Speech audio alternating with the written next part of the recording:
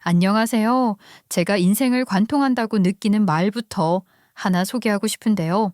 가족은 때론 가장 깊은 상처가 되고 동시에 가장 강한 위로가 된다. 저는 이 말만큼 와닿는 게 또 없었던 것 같아요.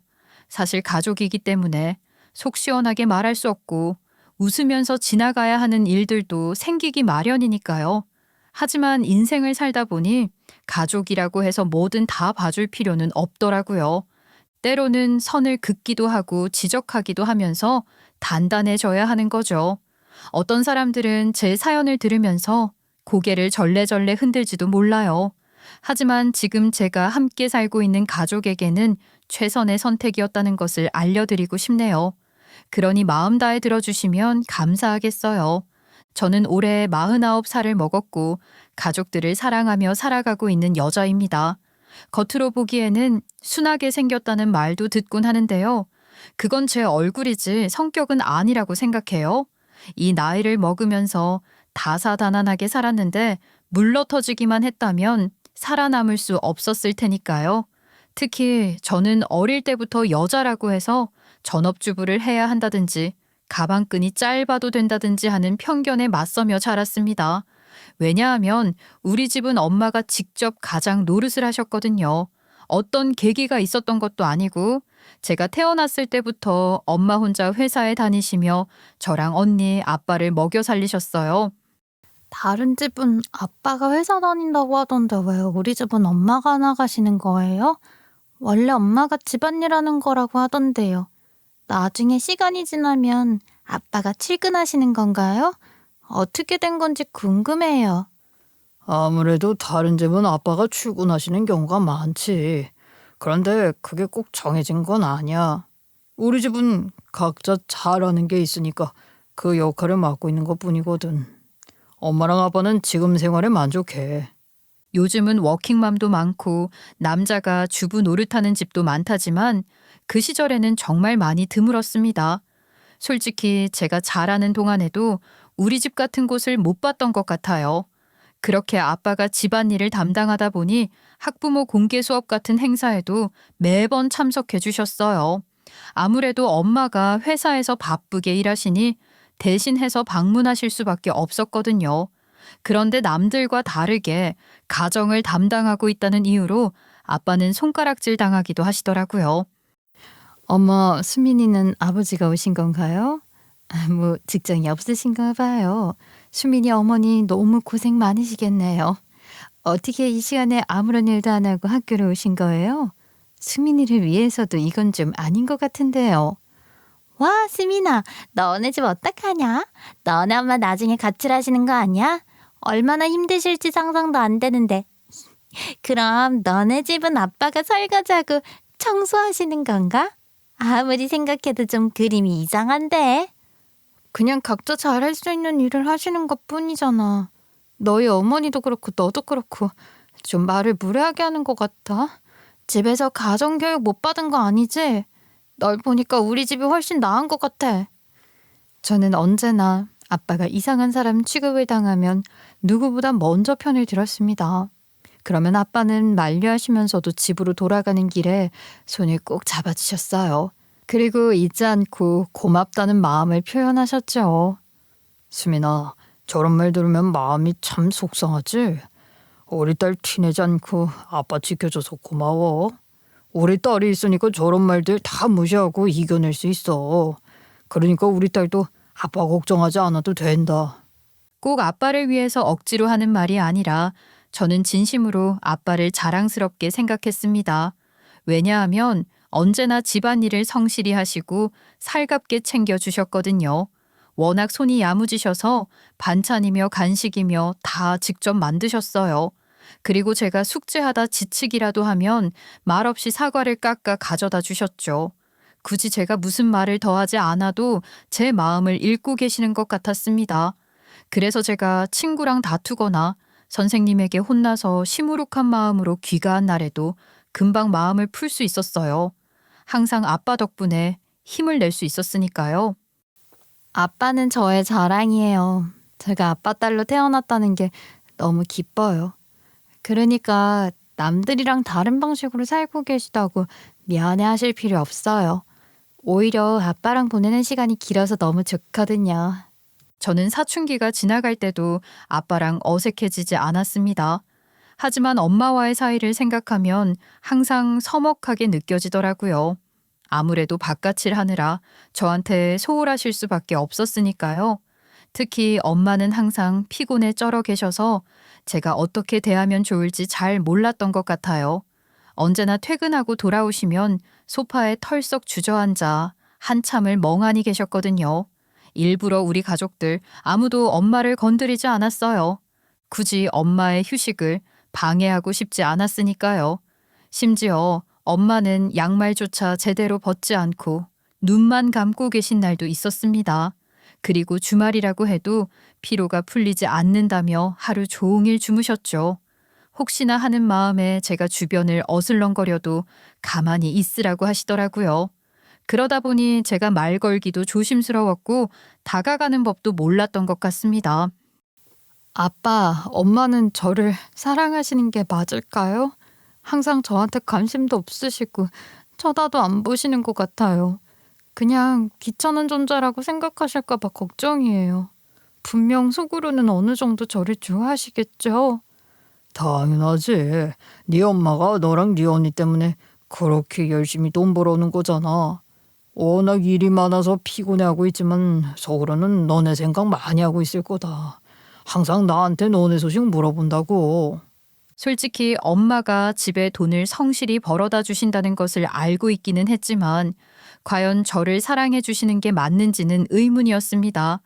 그래도 이런 엄마를 보면서 자란 덕분에 저는 대학도 들어가고 회사에도 취직했어요. 굳이 남한테 의지하지 않아도 제 인생을 잘 꾸려갈 수 있도록 노력한 거죠. 물론 거기서도 만족하지 않고 나름대로 인정받기 위해 정말 많이 애썼습니다. 누구보다 일찍 출근해 사무실 정리부터 했고요. 후배들 업무도 슬쩍슬쩍 도와주면서 팀워크를 다지려고 최선을 다했어요. 만약 상사가 부르기라도 하면 기다렸다는 듯이 바로 뛰어갔고 퇴근 후까지나마 야근하는 건 기본이었습니다. 아무래도 제가 다니고 있던 회사는 여직원 비율이 적은 편이었기에 인정받고 싶은 욕구가 강했던 것 같아요. 아예 작은 일 하나도 허투루 넘기지 않으려고 무던히 발버둥 쳤던 거죠. 수민 씨한테 항상 뭐든지 믿고 맡길 수 있어서 든든해. 앞으로도 잘 부탁할 테니까 힘써주기를 바랄게. 수민 씨 같은 부하 증업만 있다면 나는 걱정할 게 따로 없을 거야. 나중에 승진을 기대해도 좋겠어. 제가 1인분의 몫을 한다는 게 얼마나 자랑스러웠는지 모르겠습니다. 그러다가 직장 동료의 소개로 남편을 만났고 오래 연애하다 결혼했어요. 그리고 우리 부부는 자연스럽게 아이도 가졌는데요. 당연히 회사에 존재하고 있는 제도니까 육아휴직을 썼다가 복직했습니다. 그런데 육아휴직 쓰겠다고 했을 때는 분명 동료들이나 상사가 잘 다녀오라고 했거든요. 하지만 제가 복직하고 나니까 상황이 싸하게 느껴지더라고요. 은연중에 저를 따돌리고 무시하려는 언행이 존재하고 있었어요. 당연하다는 듯이 회의 시간에 제가 의견을 내도 묵살되기 일쑤였고 중요한 일정 공유를 해주지 않았습니다. 결국 한 번은 제가 전혀 듣지 못한 일정 때문에 회의실에 늦게 들어간 적도 있었는데요. 분위기가 싸늘해서 눈물이 찔끔 날 뻔했어요. 그리고 사무실 자리 재배치를 하는데 저만 복도 쪽 외진 곳으로 밀려나 버렸어요. 게다가 점심시간이나 회식에도 다 같이 나가면서 저만 빼놓고 가는 일이 반복됐습니다. 혹시 저 없이 회식하신 이유가 따로 있는 건가요? 만약 제가 일적으로 잘못하고 있는 부분이 있다면 가감없이 말씀해 주셨으면 좋겠어요. 계속해서 같이 일할 사이인데 서로 불편하면 안 되잖아요. 수미 씨 혹시 서운했던 건 아니지? 어차피 애엄마라서 우리랑 있는 게 불편할 것 같아 배려한 거야. 아무래도 정신없을 텐데 우리가 방해되면 안 되잖아. 아유 괜히 마음에 담아두지 말고 풀었으면 좋겠다. 솔직히 본인들은 노골적이지 않았다고 생각할지도 모르지만 제 입장에서는 나가라고 등 떠미는 것 같았습니다. 안 그래도 아이를 키우는 와중에 회사에 다니고 있는 거라 스트레스가 이만저만 아니었거든요. 그런데 회사에서도 마음 둘 곳 없이 지내다 보니 힘들더라고요. 이러는 과정에서 엄마가 얼마나 대단하신 분이었는지 깨달을 수 있었죠. 이렇게 제가 고통스러워하니 남편도 많이 걱정했습니다. 아무래도 제가 걱정스러운 마음에 잠도 제대로 자지 못하고 살이 빠졌거든요. 워낙 눈칫밥을 얻어먹고 있으니 끼니를 챙겨도 소용없었던 것 같아요. 결국 남편이 먼저 회사를 관두는 게 어떻겠냐고 제안하더라고요. 당신처럼 대범하고 씩씩하던 사람이 마음고생하는 거 보고 있으니까 너무 마음이 아프다. 그냥 전업주부로 지내는 거 어때? 내가 더 열심히 벌면 되잖아. 여러모로 당신과 우리 아이를 위해서라도 이게 더 낫겠어. 결국 저는 남편의 설득을 이기지 못해 회사를 관두게 됐습니다. 처음에는 시어머니의 눈치를 볼 수밖에 없었죠. 아무래도 많이 못마땅하게 여기셨거든요. 아니, 우리 아들 혼자 얼마나 고생하라고 네가 직장을 관두는 거냐? 원래 인생이 쉬운 일이 하나 없는 법인데 왜 그걸 버티지를 못하는 거야? 아휴, 이미 뭐 관뒀다니까 어쩔 수 없지만 걱정스러울 수밖에 없구나. 이뿐만 아니라 과연 제가 집에서 쉬기만 해도 되는지 의문이 들었습니다. 하지만 막상 집안일을 시작하니 전업주부라고 해서 절대로 편한 게 아니었다는 걸 깨달았어요.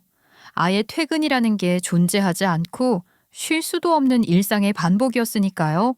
그래서 저는 자연스럽게 아빠에 대해서도 진심으로 존경하게 됐습니다.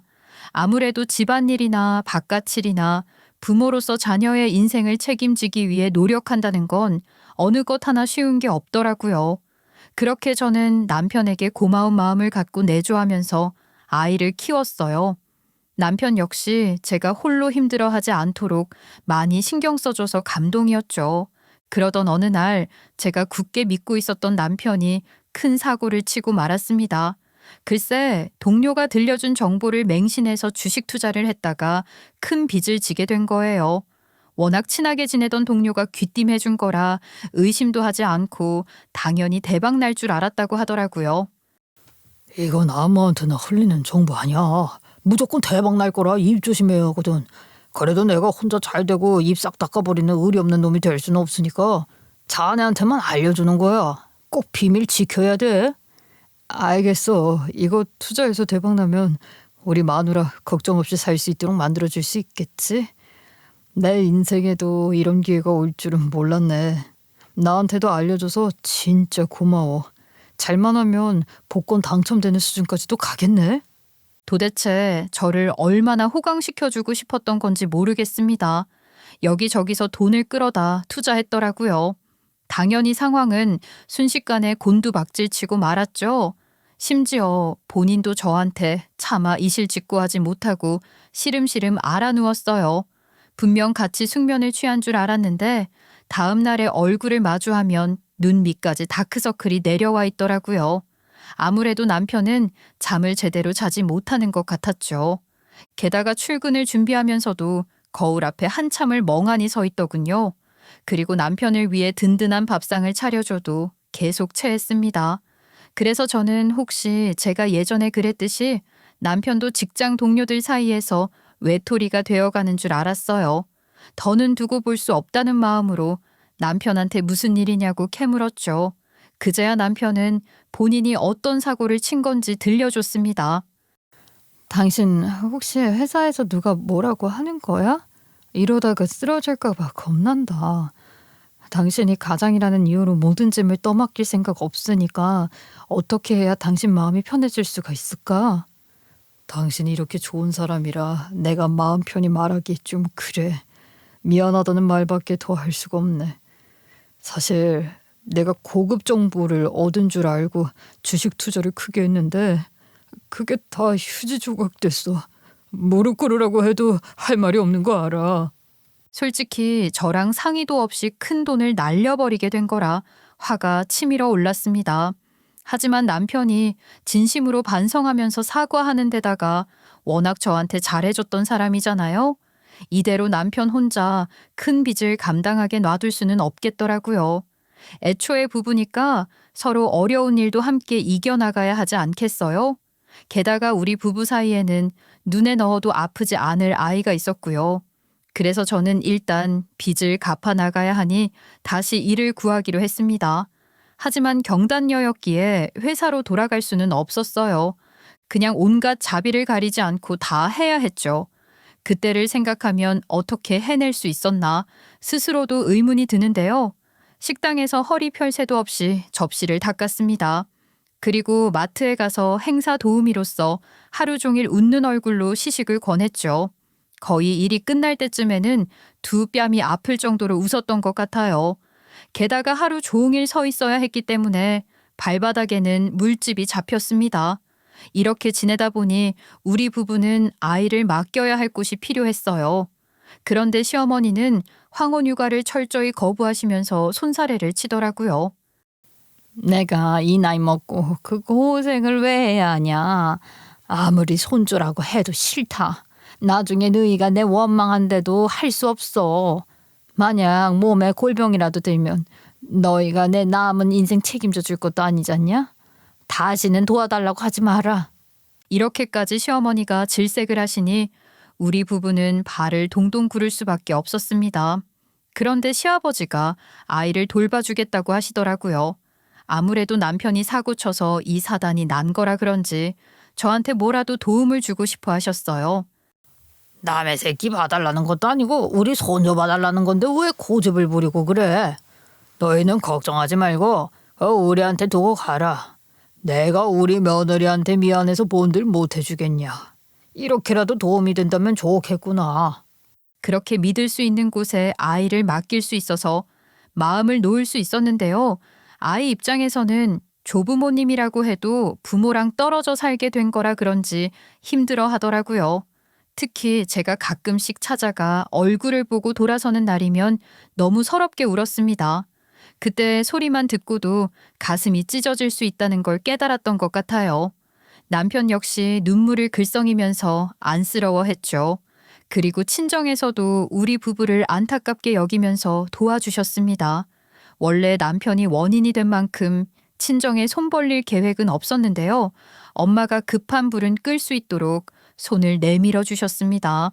당연히 남편도 우리 엄마한테 고개를 조아리면서 감사드렸죠. 장모님, 귀한 딸 데리고 갔으면서 고생시켜 죄송합니다. 이 은혜 평생 잊지 않을 거예요. 무조건 이 위기 극복하고 다시 일어나는 모습 보여드릴게요. 지금은 많이 답답하시겠지만 기다려주세요. 사람이 살아가면서 어려운 일도 생길 수 있는 거 아니겠나. 괜히 주눅들지 말고 이런 상황일수록 어깨 펴고 다니게. 만약 포기하지만 않는다면 언제든지 다시 재기할 수 있을 거야. 그러니까 건강만 챙기고 지내. 이때 엄마가 따뜻하게 들려주신 격려의 말씀은 저와 남편 모두의 기억 속에 선명히 남아 있습니다. 그리고 시간이 흘러 어느 정도 빚을 갚았는데요. 저는 계속해서 해고당하지 않고 돈을 벌 수 있는 기반을 마련해야겠다는 생각을 하게 됐어요. 아무래도 남편한테만 의지하는 건 미안하기도 하고 불안하기도 했거든요. 그래서 저는 고민을 거듭하다가 학생들이 많이 오고 가는 자리에 빙수집을 차렸습니다. 처음에는 어려웠지만 저렴한 가격으로 토핑을 아낌없이 넣었더니 박리담회로 매출을 올릴 수 있었어요. 어느새가 입소문이 나서 주변 학교에 다니는 학생들도 단골로 찾아오더라고요. 사장님, 제가 계속해서 친구들 데리고 올 테니까 꾸준히 여기서 장사해 주세요. 이렇게 토핑 팍팍 주는 곳이 어디 있겠어요? 누구를 데려와도 다들 좋아한다니까요. 거의 우리한테는 아지트 수준이에요. 맞아요. 학교에서 스트레스 받으면 꼭 여기 와서 기분 풀자고 해요. 거의 사장님이 이 근방 애들 스트레스 풀어주고 계신 거예요. 나중에 나이 먹어서도 친구들 만날 때는 여기로 오고 싶다니까요. 솔직히 특별한 맛집이라고 볼 수는 없으니 이 정도로 사랑받을 거라 기대하지 못했는데요. 나름대로 학생들 사이에서는 손꼽히는 장소가 된 것 같아서 뿌듯했습니다. 그리고 남편도 일에 매달렸던 만큼 직장에서 성과를 인정받아 승진했어요. 결국 우리 부부는 빚을 다 갚아서 다시 평화로운 일상으로 돌아올 수 있었죠. 특히 아이가 다시 우리 부부의 품으로 돌아올 수 있게 되어 기쁘더라고요. 심지어 우리 부부는 아파트도 한 채 마련할 수 있게 됐습니다. 양가 부모님도 우리 부부를 대견하게 생각해 주셔서 얼마나 자랑스러웠는지 몰라요. 하지만 시어머니는 이제야 본인이 체면이 섰다고 생각하는지 자꾸 저는 한 게 없고 남편이 모두 이루어낸 것처럼 말씀하셨습니다. 요즘 세상에 자가가는 게 얼마나 어려운 일인지 알고 있지? 항상 우리 아들한테 고맙다는 인사를 전해야 한다. 네가 우리 아들 아니었으면 어떻게 그 위기를 이겨낼 수 있었겠어. 절대로 까먹으면 안 돼. 분명 같이 고생했다는 것을 아시면서 이렇게 나오니 황당하더라고요. 하지만 이럴 때마다 시아버지와 남편이 제 편에 들었습니다. 그래서 굳이 문제 삼지는 않았어요. 지금 뭔 소리를 하는 거야? 애초에 우리 아들놈이 잘못하는 바람에 빚이 눈덩이처럼 커졌던 거 아니냐고. 우리는 괜한 소리 할 생각하지 말고 며느리한테 고마워해야 돼. 그 쓸데없는 소리에서 마음 상하게 하지 말라고. 그래요, 어머니. 이 사람이 그때 저 버렸으면 지금까지도 빌빌거리고 있었을 거예요. 그렇게 서운하게 말씀하지 마세요. 거의 저는 바보 온달이었다가 평강공주 만난 거라고 생각해요. 그냥 덕담만 해주세요. 게다가 남편은 우리 엄마한테 감사하다며 금반지까지 하나 맞춰드렸습니다. 저로서는 굳이 부부끼리 사이가 좋은데 시어머니 때문에 분란 만들 필요가 없었던 거죠. 그렇게 우리 부부는 구매한 아파트로 입주하려고 했는데요. 갑작스럽게 시아버지가 대장암으로 투병하게 되셨어요. 그리고 치료를 받기 위해 서울로 상경하신다고 했죠. 그런데 우리 부부가 구매한 아파트가 시아버지가 꾸준히 방문하셔야 하는 병원이랑 가깝더라고요. 내가 곰곰이 생각해 봤는데 아무래도 어머님이랑 아버님이 지내시는 게 낫겠어. 우리는 당장 어디를 가도 상관없는 상황이잖아. 나중에 더 잘해드리지 못했다고 후회하는 것보다 지금 좀 고생하는 게 나아. 결국 우리 부부는 의논 끝에 그 아파트를 시부모님에게 내어드리기로 했습니다. 아직 아이의 나이가 많지 않으니 원래 살았던 집 평수를 그대로 해서 이사갈 빌라를 전세로 구했죠. 물론 우리도 비교적 넓은 집에서 살고 싶었지만 그동안 시부모님이 우리 아이 돌봐주셨잖아요. 아무래도 투병까지 하셔야 하는 만큼 편히 지내시도록 돕고 싶었던 겁니다. 시어머니 역시 이때만큼은 고마운 마음을 아끼지 않고 전하시더라고요. 아이고, 정말 고맙다. 나도 앞으로 간병하려면 체력이 많이 후달릴 것 같아서 걱정이었거든. 너네 덕분에 오고 가는 시간도 줄어들어서 마음이 놓이는구나. 내가 인생을 헛살지는 않았나 보다. 솔직히 시어머니가 부드럽게 말씀하시니 뿌듯했던 것 같아요. 가족이 가지는 진정한 의미를 나누고 있는 것 같아서 행복했죠. 그렇게 우리 부부는 양가 어른들에게 효도하자고 입을 모았습니다. 아무래도 시아버지가 갑자기 편찮아지신 걸 보면 괜히 미루지 말고 곁에 계실 때 잘하자는 마음이 저절로 들었거든요. 그래서 우리 엄마와 아빠에게도 식사하자거나 여행 가자거나 함께 시간을 보내자는 제안을 진짜 많이 보냈어요. 하지만 엄마와 아빠는 매번 거절하시더라고요. 엄마, 이번에 우리 그이 보너스가 잘 나왔어요. 다 같이 식사 한번 하시는 게 어때요? 지난번에 갔던 뷔페가 너무 음식을 잘하더라고요. 그이도 먹어봤더니 너무 맛있다면서 엄마랑 아빠 모시고 싶댔어요. 아유, 이걸 어쩌냐. 마음은 고마운데 나는 이미 약속이 있어. 요즘 나도 네 아빠랑 이것저것 재미나게 다니고 있거든. 그냥 우리 생각하지 말고 너네끼리 즐거운 시간 보내라. 마음만 받는 걸로 충분해. 처음에는 그저 두 분이서 오붓하게 시간을 보내시려고 하는 줄 알았습니다. 그래서 일부러 용돈으로 따로 전해드리기도 했어요. 그런데 어느 순간부터 뭔가 이상하다고 느껴지더라고요. 원래 용돈을 보내드리면 보통 어디에 썼다든지 두 분이서 뭐 하고 지내셨는지 인증샷이라도 보내주시잖아요. 하지만 엄마랑 아빠는 유용하게 쓰겠다거나 고맙다는 연락 외에 일절 뭐 하시는지 알려주지를 않으시더라고요. 애초에 제가 결혼하고 나서 굳이 참견하지 않던 분들이기는 해요. 하지만 시부모님과는 너무 다른 태도를 보이시니까 신경 쓰이더라고요. 며느라, 이번에 보내준 거 너무 고맙다. 진짜 따뜻하더라.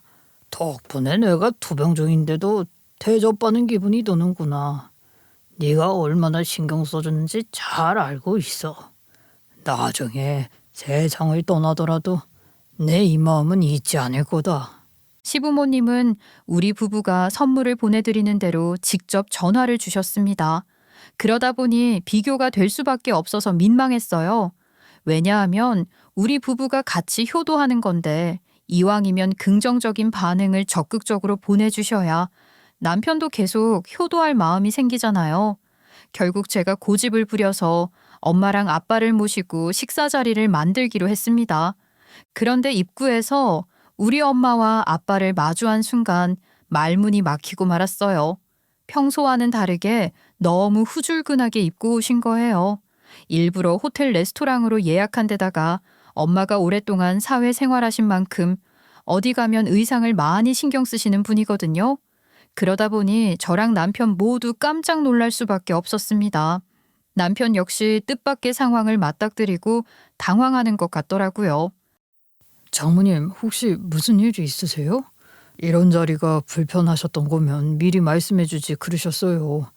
차라리 설렁탕집을 예약할 걸 그랬나 봐요. 괜히 효도하겠다고 초대해드린 건데 난처하게 만든 것 같아서 죄송하네요. 남편이 민망해하는 모습을 보니 저도 난처하더라고요. 하지만 엄마랑 아빠도 일부러 어떤 의도를 가지고 참석하신 것 같지는 않았습니다. 굉장히 미안해하면서 어쩔 줄 모르셨거든요. 아휴, 이런 옷 입고 참석하면 안 되는 자리인 거 아는데 미안하네. 어쩌다 보니까 갇혀 입는 옷들을 다 세탁해버렸더라고. 아무리 기다려도 마르지 않아서 이렇게 올 수밖에 없었어. 자네가 불편한 건 아니니까 신경 쓰지 말게. 올해는 괜찮은데 자네까지 눈총받게 만든 것 같아서 미안하네. 다음에는 그냥 이렇게까지 초대해주지 않아도 돼. 얼마나 우리를 생각해주고 있는지는 다 알고 있거든. 둘이 잘 사는 모습 보여주는 걸로 충분해. 차라리 여기서 상황이 끝나고 식사 자리가 원활하게 이루어졌으면 좋았을 겁니다. 그런데 남편이 엄마 손을 뚫어져라 쳐다보는 거예요. 도대체 왜 그러나 했더니 엄마가 금반지도 착용하지 않고 오셨더라고요. 아니, 옷은 세탁해서 그렇다 쳐도 사위가 선물한 금반지 정도는 하고 오실 수 있는 거 아닌가요? 결국 남편의 기분도 가라앉았습니다. 기껏 예약해서 만든 식사 자리 분위기가 삭막해질 수밖에 없었죠. 특히 저로서는 가시방석에 앉은 기분이 들어서 미치겠더라고요. 그런데 자리가 겨우 파하고 나서 엄마가 주차 비용이라도 대신 내주고 싶으시다면서 지갑에서 현금을 꺼내려고 하시는 거예요. 당연히 저는 만류하려고 했고 엄마는 제 손을 뿌리치셨죠. 그런데 이 과정에서 지갑에 꽂혀있던 영수증이 같이 떨어지고 망합니다. 하필이면 남편이 대신 주워드리려고 했는데 엄마가 금반지를 팔았다는 내용이 적혀 있었어요. 장모님, 제가 감사드리는 마음으로 드렸던 건데 조금 서운하네요. 아무리 장모님 취향이 아니라고 해도 제 마음이라 생각해 주셨으면 좋았을 텐데요. 그냥 다음번에는 장모님이 갖고 싶으신 걸로 여쭤볼까요?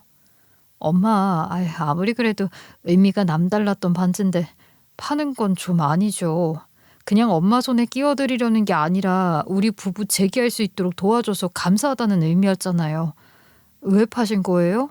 다른 걸로 뭐 사셨어요? 당연히 저랑 남편은 모두 서운해할 수밖에 없었습니다. 그리고 엄마 역시 당황하시면서 변명하기 바빴죠. 그런데 곰곰이 생각해 보니까 뭔가 심상치 않다는 걸 감지할 수밖에 없었어요. 아무리 엄마가 반지 착용을 불편해하는 분이라고 해도 사위가 빚 다 갚고 고마워서 사드린 선물을 내다 파실 분은 아니란 말이에요. 그래서 저는 마음을 단단히 먹고 캐물었습니다. 그런데 상상도 못했던 이야기가 눈앞에 펼쳐졌어요. 우리 엄마가 전세 사기를 당해서 아빠랑 요즘 농막에서 지내고 계시다는 거예요. 그동안 우리 부부의 어떤 제안도 다 거절하셨던 게 나름대로 자식들한테 손 벌리지 않고 돈을 구해보려고 사방 뛰어다니신 거였어요. 어쩐지 집에도 못 오게 하시고 자꾸 등산하신다거나 낚시 가셨다는 게 갑작스럽게 생긴 취미 생활이라 의아했거든요. 다 이유가 있었더라고요. 아니, 왜 그런 큰일을 이제야 말씀하세요. 우리 지금 한가하게 밥이나 먹고 있을 때가 아니었잖아요. 무조건 자식들한테 기대셔야죠. 그동안 엄마랑 아빠가 어떤 고생하시는 줄도 모르고 있었네요. 괜히 마음 아파하지 않아도 된다. 이제 겨우 니네 빚 다 갚고 평화를 찾았는데 아예 부담을 주고 싶지는 않았어. 그리고 네 언니네 부부가 더 어렵다잖아. 괜히 우리까지 힘들어졌다고 말하기 미안하더라. 결국 우리 부부는 엄마와 아빠를 위해 전셋집을 얻어드리기로 했습니다. 아무래도 남편이 안정적으로 회사 다니면서 승진한 데다가 저도 빙수집이 잘 풀리고 있으니 안주하지 않고 열심히 살면 감당할 수 있을 것 같았어요. 만약 우리 예상 밖의 일이 생기더라도 우리가 사는 빌라를 월세로 바꿀 각오까지 했죠. 일단 우리 엄마랑 아빠가 연세도 있으신데 좀 편히 몸 쉴 곳은 있어야 하잖아요. 게다가 우리 엄마가 우리 부부 힘들 때 도와주셨는데 모른 척 할 수 없었습니다. 특히 남편이 적극적으로 동의해줘서 얼마나 고마웠는지 몰라요. 그런데 남편에게 이 소식을 전해들은 시어머니가 혼자 뿔이 났나 봐요. 대뜸 전화를 걸어서 고함을 내지르더라고요. 아무리 우리 아들이 착해서 효도하려고 해도 네가 양심이 있으면 네 선에서 잘랐어야 하는 거 아니냐? 내가 이혼하라고 하면 우리 아들이 가만히 있을 것 같아? 어디 쫓겨나듯이 이혼당해봐야 정신 차릴 거냐고? 누가 들으면 우리 친정에서 여태까지 받기만 한 줄 알겠습니다. 심지어 시어머니도 우리 부부가 집을 내어드린 덕분에 편하게 지내고 계신 거잖아요. 그런데도 시어머니는 계속해서 우리 엄마를 낯짝 두꺼운 사람 취급하더라고요. 안 싸도는 그 연세 드시고 어떻게 자식들한테 기댈 생각을 할 수 있는 거라니. 설마 그 정도로 경우 없으신 줄은 몰랐구나. 그동안 상식이 있으신 줄 알았는데 아휴 말문이 턱 막히더라. 진짜 실망스러워. 솔직한 심정으로는 당장 시어머니 쫓아가서 머리채를 휘어잡아 버리고 싶었습니다. 제가 사랑하는 남편의 어머니고 뭐고 짓밟아 버리고 싶었어요. 하지만 그건 안 될 일이었죠. 오히려 저만 욕먹고 독박 쓴 채로 끝나버릴 수도 있는 거잖아요.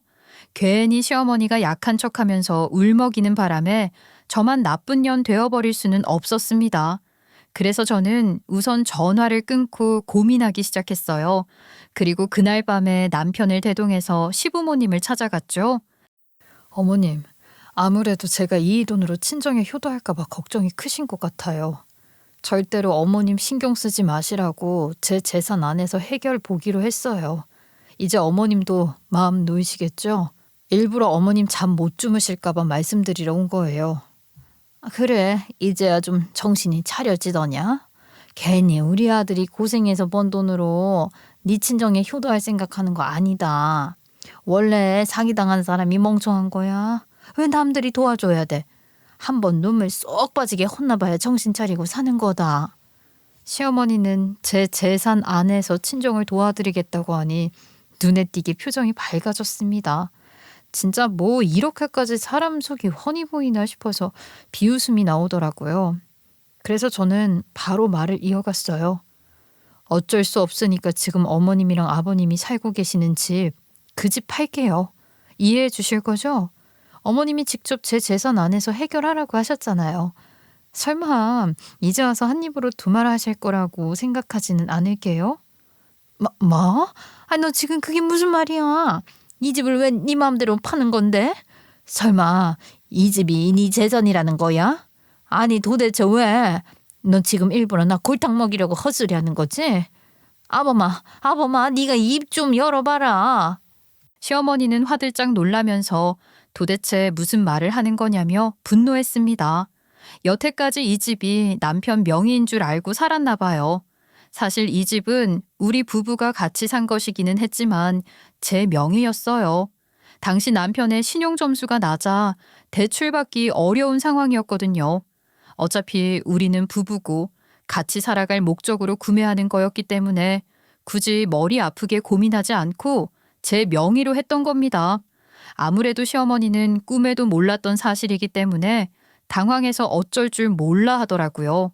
그러더니 언성만 높이면 제가 기죽어 말을 바꿀 줄 알았나 봐요. 괜히 소리 빽빽 지르면서 저한테 인상을 찌푸리더군요. 이 집을 팔면 우리는 어디로 가라는 거냐? 그동안 이 집에 살면서 얼마나 편했는데 고생길을 걸으라는 거야? 니네 친족만 구해주면 다야. 우리는 어떡하라고? 너 이렇게 나이 먹은 시부모 속썩이는 거 아니다. 저한테 친정 욕할 때부터 짐작하고 있기는 했지만 진짜로 이렇게 아무것도 모를 줄은 생각도 못했습니다. 예전부터 남편 혼자 잘나서 빚 다 갚은 것도 아니고 아파트 산 것도 같이 힘을 모았던 거라고 누누이 말씀드렸는데 혼자 귀 닫은 것처럼 굴었던 거잖아요. 심지어 남편은 이미 저랑 말을 맞춰뒀기 때문에 집을 내놓겠다는 것에 동의하겠다고 의사를 밝혔습니다. 저는 장모님을 위해서 집 파는 거 동의해요. 오히려 어머니한테 실망스러워서 뭐라 해야 할지 모르겠네요.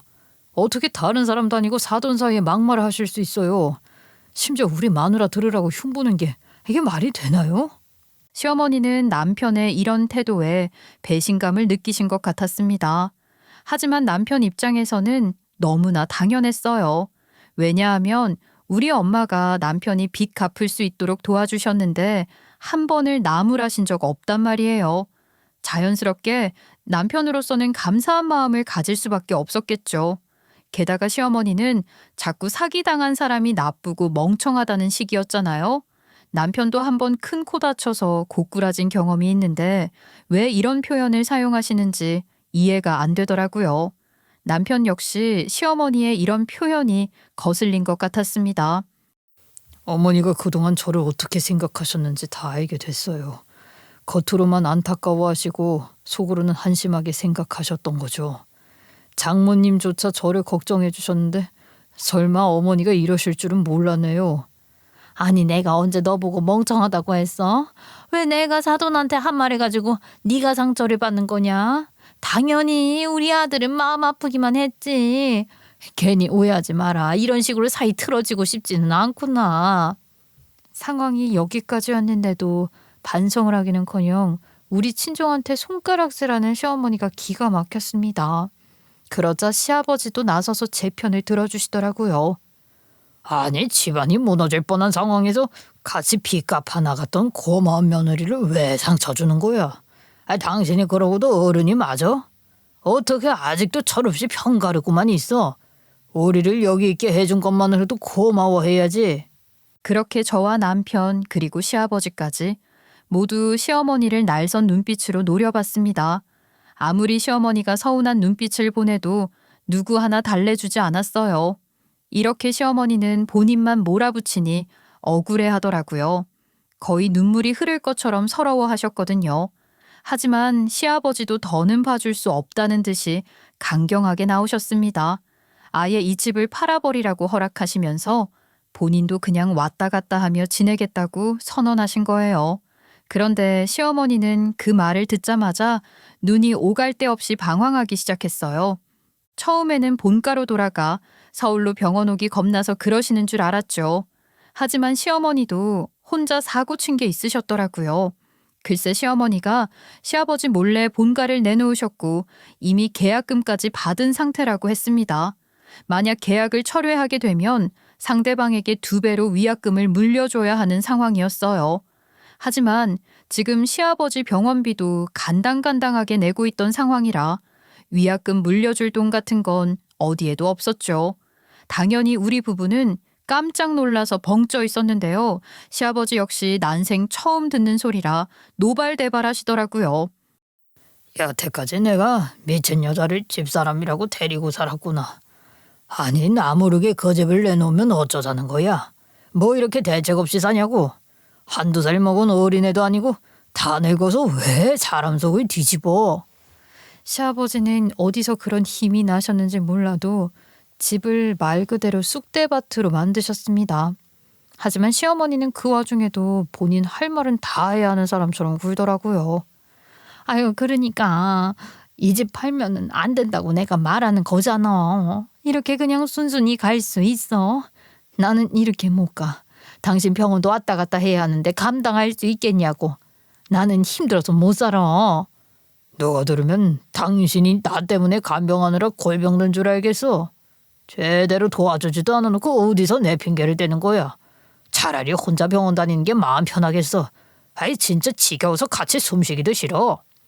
결국 시아버지는 본인 허락도 없이 본가를 내놓았다는 거나 본인 핑계대는 거나 아들 도와주신 사돈한테 염치 없는 거나 며느리한테 막말하는 거나 모조리 다 참을 수 없다면서 별것까지 선언하셨습니다. 아니 부부끼리의 문제도 아니고 이 며느리년 하나 때문에 내가 이런 대우를 받아야 한다는 게 말이 돼? 당신 진짜 후회하지 않겠어? 평생 당신 옆을 지켜온 건 나잖아, 나. 이렇게 허망하게 몰아세우는 게 말이 되냐고.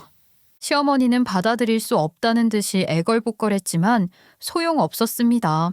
게다가 남편까지도 시어머니한테 정 떨어졌다는 시기였거든요. 결국 시아버지가 직접 나서서 진보다리 쌓아 시어머니를 내쫓아 버리시더라고요. 그렇게 우리 부부는 애초에 아파트를 팔 계획이 진짜 있었던 게 아니라 시어머니를 큰 코 다치게 해주려고 엄포를 놓은 거였기 때문에 아이를 데리고 아파트로 들어갔습니다. 그리고 시아버지는 계속 병원에 다니셔야 하니 우리 부부가 모시기로 했어요. 시아버지는 엄청 미안해하시면서 고마워하시더라고요. 솔직히 네가 내 집사람 때문에 마음 상해서 내 얼굴도 보기 싫다고 해도 충분히 받아들일 거였는데 이렇게 같이 살자고 해줄 줄은 몰랐다. 아무래도 내가 며느리 복이 대단한 것 같구나. 아버님이 먼저 우리 아이 키워주시고 저 아껴주셨잖아요. 그렇게 도와주시지 않았다면 저랑 이랑 둘 다 빚 갚는 데 집중하지 못했을 거예요. 괜히 미안해하지 마시고 남은 인생 편하게 같이 지내요. 저는 시아버지가 병원에서 치료받으시는 것 외에도 집에서 편안하게 지내실 수 있도록 정말 하나하나 다 신경 쓰고 있습니다. 아침엔 따뜻한 죽을 끓여서 직접 식사를 챙겨드리고요. 처방받은 약은 식후 시간에 맞춰서 일일이 확인해 드려요. 그리고 병원 진료 일정은 캘린더에 다 입력해두고 그날그날 동행해 드리고 있답니다. 혹시라도 의료진 말 놓칠까봐 메모장에 정리해서 집에 와서 다시 한번 알려드리고 있어요. 그리고 집안 공기를 청결하게 하기 위해 공기청정기도 추가로 하나 더 들여놨죠. 괜히 편찮으시다는 이유로 무기력해지면 안 되니까 일부러 산책을 제한하고 같이 팔짱 낀 채로 걷기도 합니다. 진짜 딸이라도 된 것처럼 시아버지를 챙겨드리고 있는 거죠. 원래 빙수집을 차렸던 건 경제적인 이유가 컸는데요. 지금에 와서 시아버지를 위해 시간을 자유롭게 낼 수 있는 걸 보면 여러모로 다행이었다는 생각이 들어요. 물론 아르바이트 직원들에게 고마워하고 있죠. 내가 자리를 비워도 믿고 맡길 수 있도록 가게 열심히 돌봐줘서 고마워. 무조건 보너스로 보답할게. 우리 아버님이 힘내실 수 있게 최선을 다하고 싶거든. 나중에 너희한테도 좋은 일로 돌아갔으면 좋겠다. 아무래도 저 혼자만으로는 시아버지에게 큰 힘이 되기 어려울지도 모르는데요. 우리 아이 보면서 시아버지가 심리적으로 얻는 에너지가 큰 것 같아요. 이제 우리 아이도 사춘기 나이에 들어섰음에도 시아버지를 잘 따라줘서 얼마나 고마운지 몰라요. 일부러 시아버지가 병원 가시는 날이면 괜히 긴장하지 마시라고 클래식 플레이리스트를 만들어 두더라고요. 그리고 시아버지를 위해 장기 두는 법을 배우기도 했더군요. 꼭 친구 사이라도 되는 것처럼 진지하고 열정적으로 장기 두는 모습을 보고 있으면 저절로 웃음이 나와요. 서로 져주는 날이 없고 오히려 이기면 으쓱해서 춤까지 추니까 귀여워 보였습니다. 그리고 최근에는 시아버지 생신이셨는데 아이가 손편지를 써서 낭독해 드렸더라고요. 덕분에 시아버지가 오랜만에 눈물을 글썽이셔서 제 마음까지 뭉클했어요. 할아버지, 같이 살 수 있어서 너무 좋아요. 요즘은 친구들이랑 노는 것만큼 할아버지랑 보내는 시간이 즐겁네요. 그러니까 치료 열심히 받으셔서 제 곁에 오래오래 계셔주세요. 언제나 사랑하고 있다는 거 잊지 마시고요. 내가 뭘 잘했다고 이런 기쁨을 얻었는지 모르겠구나. 만약에 내가 나중에 저 세상에 가더라도 너 하나만큼은 꼭 지켜볼 거야. 무조건 나쁜 일은 다 피해가도록 이 할애비가 돌봐줄 거다. 어렸을 때 시아버지의 손을 커서 그런지 아이도 참 애틋하게 생각하는 것 같아요. 그리고 우리 부부는 친정 부모님이 다시 잘 지내실 수 있도록 전셋집을 무사히 마련해 드렸습니다. 두 분이서 눈물이 그렁그렁해져서는 고마워하시더라고요. 내가 자네한테 미안해서 어떡하나. 너무 큰 걸 받게 돼서 민망하고 고개를 들 수가 없네. 나중에 뭐라도 보답할 수 있도록 열심히 살아가야겠어. 꼭 무슨 일이 필요하면 망설이지 말고 말해주게나. 장모님, 가족끼리 서로 돕고 돕는 거잖아요. 괜히 빚진 것처럼 마음 쓰지 마세요. 애초에 저 어려웠을 때 먼저 도와주신 분이 장모님이세요. 이건 제가 갚는 거지 장모님이 보답해야 하는 일이 아니에요. 남편이 너무나 든든하게 우리 엄마를 위로해줘서 고마웠습니다. 역시 제가 남편을 떠나지 않고 인생의 동반자로서 함께하기를 잘했다는 생각이 들더라고요. 그리고 우리 부모님은 노인 일자리 사업을 신청하셨어요. 두 분이서 우리 부부한테 의지하지 않고 살아갈 수 있는 기반을 마련하기 위해 노력하고 계신 거죠. 여전히 부지런하게 살아가시는 모습을 보면 존경스럽기까지 하답니다. 그리고 시어머니는 결국 위약금 잔뜩 물어주고 본가로 돌아가셨어요. 그마저도 시아버지가 빨리 짐 빼라며 노발대발하셔서 눈칫밥만 먹는 상황이라고 했죠. 결국 본인 좀 용서해달라며 눈물로 호소하셨다는데요. 시아버지가 극구 반대하셨다고 했습니다. 내가 혼자 나가서 살 곳이 어디 있겠어. 제발 한 번만 용서해줘. 내가 그냥 투명 인간처럼 살 테니까 누울 곳만 마련해주면 돼. 이 나이에 할 줄 아는 것도 없는데 어떻게 하란 거야. 막막해 죽겠어. 제발 나도 거기 들여보내줘. 지금 어디서 모으려고 하는 거야? 안 그래도 우리 며느리가 나 데리고 사느라 고생하고 있을 텐데 여기 얹혀 살고 싶어? 무슨 염치로 이러는 거냐고. 아직 반성 덜한 것 같으니 이쪽으로 손도 시지 마. 하도 시아버지가 강경하게 나오시니 시어머니는 저한테 사과하셨어요. 그리고 우리 엄마한테까지 전화를 걸어 도와달라고 하셨다고 하더라고요. 제가 진심으로 반성하고 있어요. 괜한 말을 해서 따님과 안사도 모두 상처받게 해드렸네요. 다시는 이런 일 없도록 정신 차리고 살겠어요. 그러니 한 번만 제가 용서받을 수 있도록 도와주세요. 그건 저한테 바란다고 될 문제가 아니잖아요. 저는 그냥 우리 딸하고 사위의 선택을 존중할 거예요. 괜히 저를 설득하신다고 답이 나오지 않을 것 같네요. 저희도 노인 일자리 신청해서 열심히 살고 있으니까 그런 거나 알아보세요. 다행히 우리 엄마의 마음이 약해지는 일은 없었고요. 저도 부모 흉을 들었던 터라 뭘 용서하고 말고도 없었습니다. 매번 얄짤없이 대응해주면서 잘라내고 있어요. 그렇게 우리 부부는 시아버지와 우리 부모님에게 남은 인생 살아가시는 동안 후회 없이 감사를 전할 수 있도록 노력하고 있어요. 이런 우리의 행보가 결국 우리 아이한테도 좋은 영향을 줄 거라고 믿고 있습니다. 실제로 아이는 우리 부부한테 존경한다는 말을 적지 않게 하거든요.